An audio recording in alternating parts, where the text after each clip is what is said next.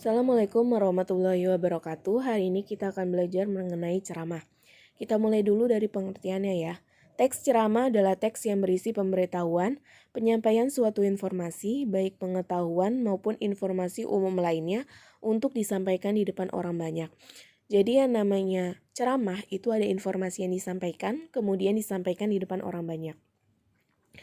Perbedaan ceramah, khutbah, dan pidato. Pertama, pidato merupakan pembicaraan di depan umum yang lebih cenderung bersifat persuasif. Apa itu persuasif? Persuasif adalah mengajak mendengar mengubah persepsi, sikap, atau tindakannya. Kedua, khutbah adalah pembicaraan di depan umum yang berisi pengetahuan mengenai keagamaan. Ketiga, ceramah bersifat lebih umum. Ceramah menyampaikan suatu pengetahuan, informasi, atau isu tertentu yang umum.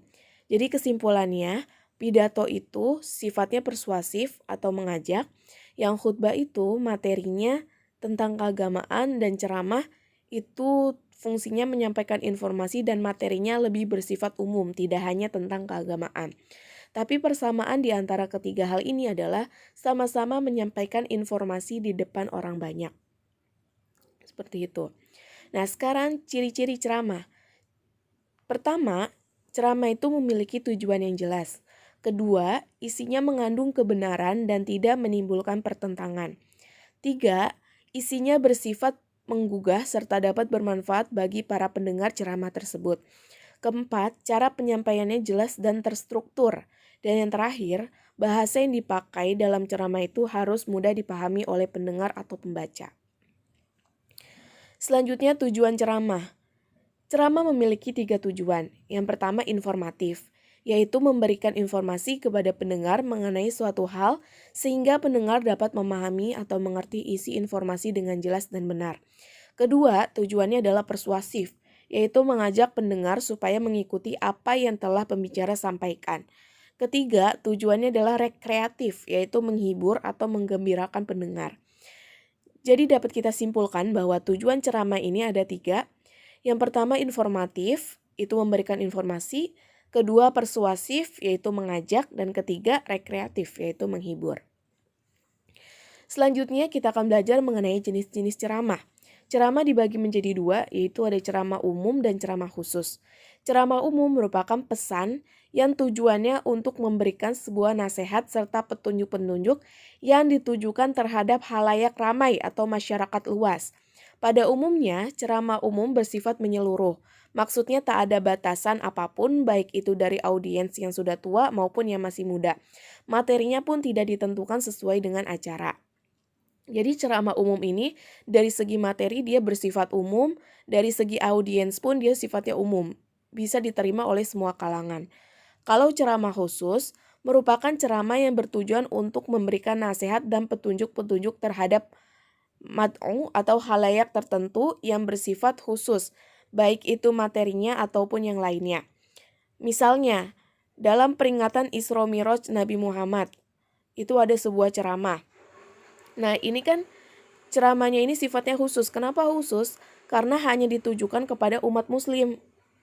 Ceramah tentang peringatan Isra Mi'raj dan Maulid Nabi Muhammad, seperti itu.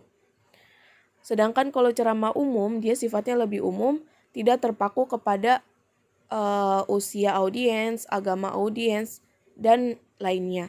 Sedangkan kalau untuk ceramah khusus, dia ini sifatnya hanya bisa diterima oleh kalangan tertentu. Misalkan hanya untuk agama tertentu, atau untuk usia tertentu, atau untuk gender tertentu. Seperti itu perbedaan ceramah umum dan ceramah khusus. Kemudian, kita akan belajar mengenai unsur-unsur ceramah. Yang namanya ceramah itu harus ada pembicara, pendengar, dan juga materi. 3 hal ini saling berkaitan. Ya. Selanjutnya ada struktur ceramah. Struktur ceramah dibagi menjadi 3, ada pembuka, ada isi, dan juga ada penutup. Nah, di bagian pembuka ini biasanya ada salam pembuka. Salam pembuka itu seperti Assalamualaikum, dengan hormat, salam sejahtera.